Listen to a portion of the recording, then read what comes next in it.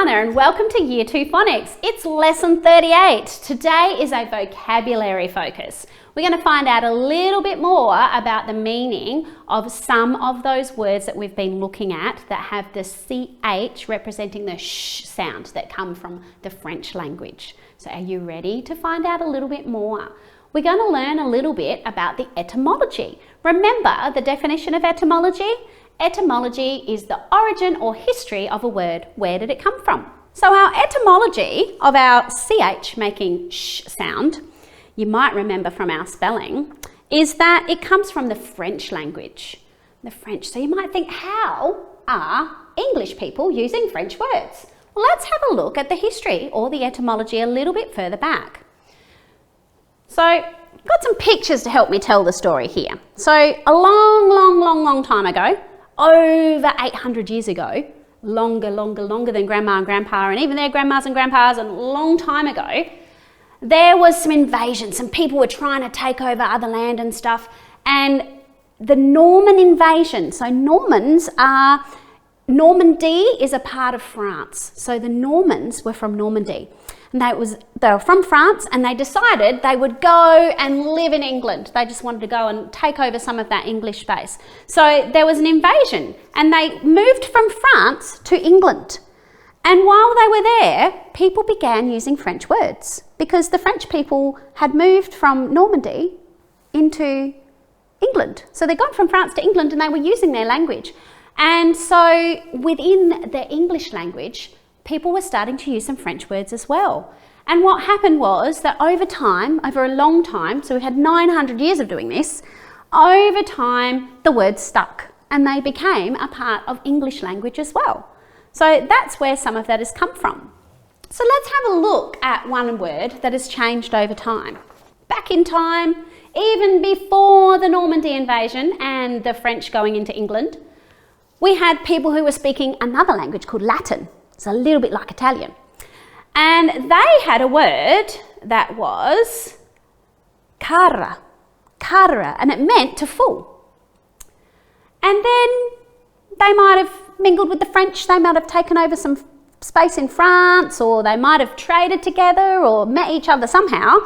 And the old French word for fool or a fool was chouette. So we've had cara and chouette, both meaning fool, one in Latin and one in France. And then French kind of changed chouette to chute, meaning fool.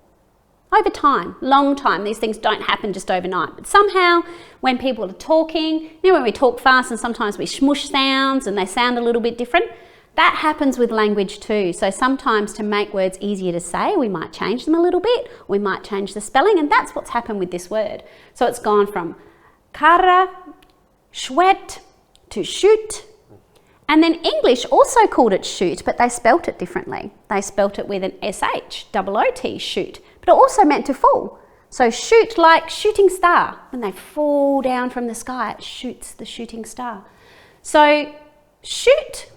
Now, we use the French word chute, spelt the same as what they did back then, to mean a narrow passage that things go down. We had that word earlier on in our learning.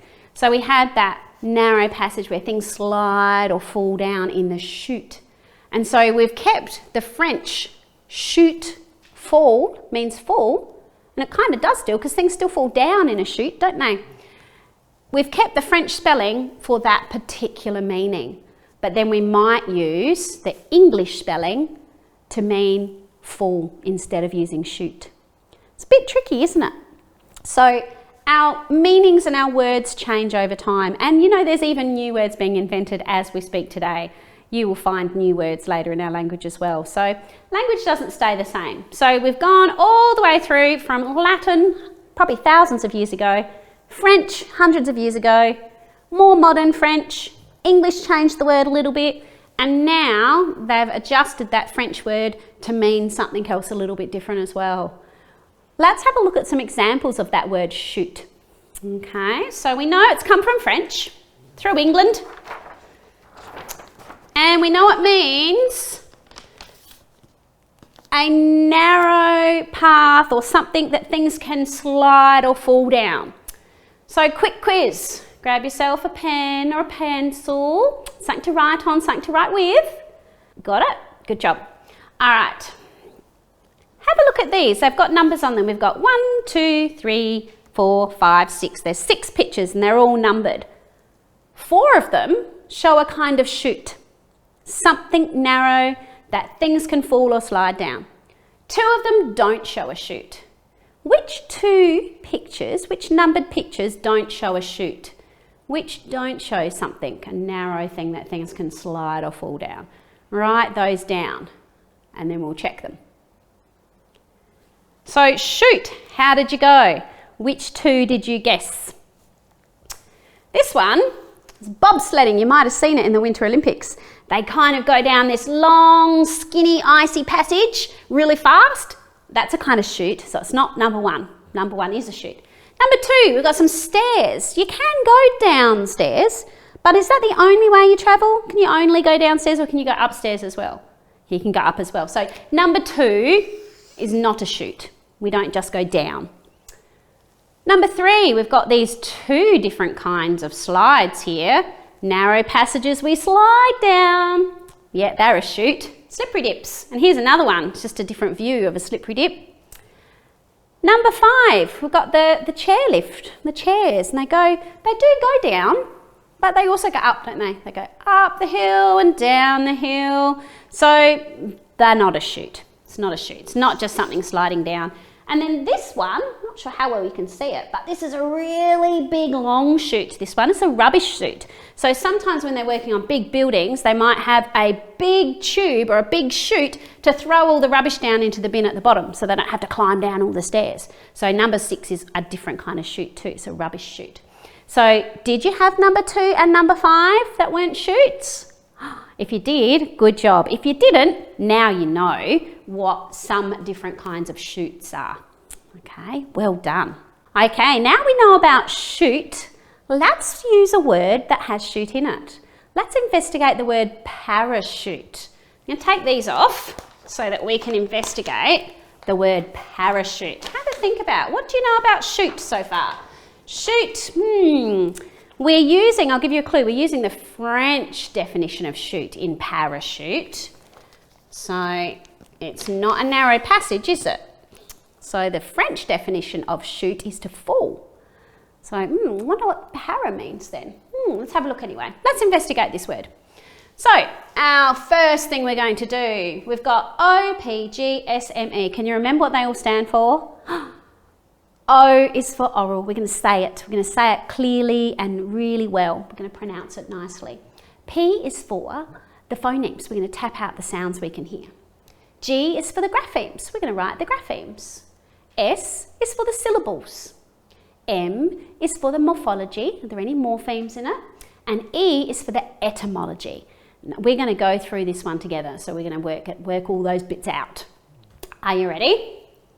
Parachute. Can you say it really clearly? Parachute. Excellent. Make sure you're saying it nice and clear. Make sure you've got that sh sound. Parachute. Fantastic. We're going to give a tick to that. We've said it. Good job. All right. Phonemes. How many sounds in parachute? Let's tap them out. I'm going to put my text down because I think I'm going to need 2 hands. Parachute. Let's see. P, A, R, A. Sh, U, T, parachute. Oh, I think there was 9 maybe. Parachute. I'm going to put a dot down for each sound we can hear. What do you think? You ready? Say it so I can hear it with me. P, A, A, Sh, U, T. Wow, lots of phonemes in parachute, isn't there? We can hear lots of sounds. Now, they're the sounds. What graphemes do we use for those sounds? What letters go down for those sounds? So let's write the graphemes. So we've got P, A, A, Sh, U, T. And that is going there, isn't it? Because it's a split vowel, so that's a bit tricky. So P, A, Sh, U, T. Parachute. There are graphemes. Now, syllables. What can you hear? Parachute. Ooh, let's write down the syllables that we can hear. Parachute. So we've got parachute.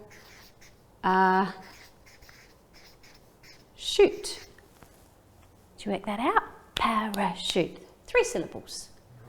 About the morphology. Morphemes. Now we know that chute is a word, isn't it? Fall or things, or a narrow tunnel that things slide down. So chute is a morpheme, and so is para. So we're going to break that one up. So our morphology is para and chute. If it's morphology, it means it has a meaning, doesn't it? So we know chute. What about para? So the word para comes from Latin, and it means to stop or to be prepared for. So if you're going to be prepared to fall, I think you'd want a parachute, wouldn't you? If I was going to fall and I wanted to be prepared to fall, I would want a parachute. So it means preparing to fall. Parachute. So it's something that you would use or wear when you were preparing to fall. Pretty clever way of working out the meaning for parachute, isn't it? And then etymology. Parachute comes from the Latin para and the French chute.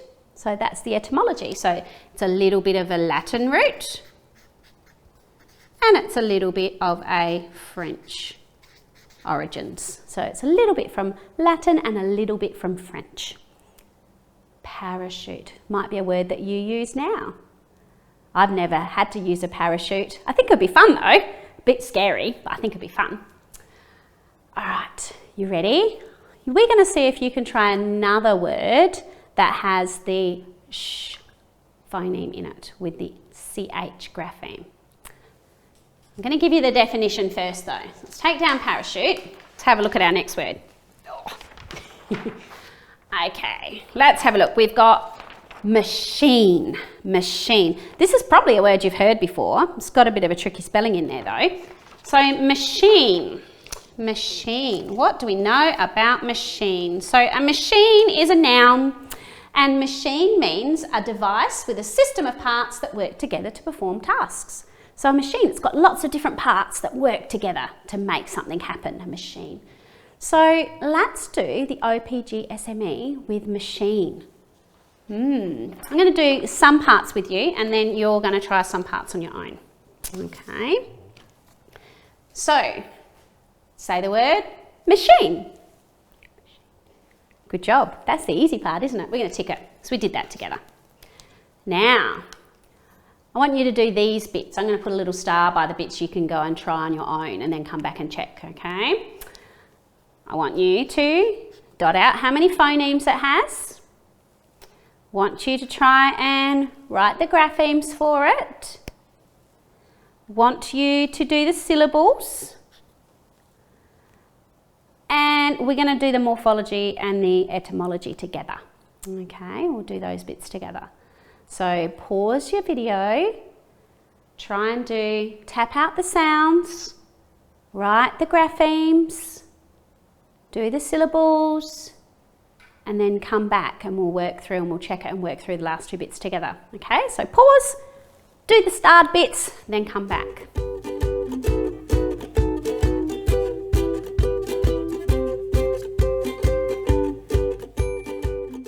How did you go filling in those missing pieces? I've been working hard while you were doing it as well. Ready to check? So we said it, we did the oral, we said machine, and I heard you say it beautifully. How did you go with the phonemes? Sh, in, machine. Did you get the same?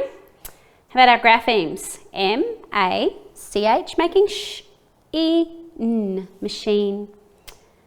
The syllables? Ma, sheen. Morphology? It's only one word. There's no prefixes or suffixes in machine. So the morphology for machine is actually that's just a base, it's a word. There's no prefixes or suffixes.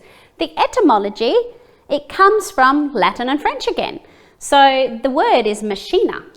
So from the Latin and then when mixing them with the French, we got the word machina. That's where it came from. So there we go. So Latin and French influence lots of words, don't they? Even from a long time ago. Changes how we spell and say things. Well done. Guess what?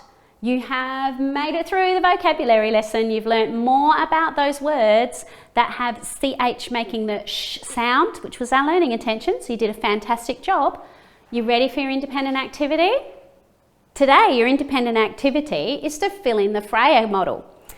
Well, your word in that is machine. So you might want to rewind back or think back to the work we did, the OPG SME stuff with machine, so you've got the definition that you can use. I think the best part of doing the Freya is going to be when you have to draw a machine. Have a think about what kind of machine you might want to draw in there. Remember, you need the definition, some examples of machines, some non-examples. You're going to write a little bit about a machine and draw the picture. Have fun doing that. I'd love to see what kind of machines you draw in there. Good job today with all those CH making sh words. I'll catch you next time.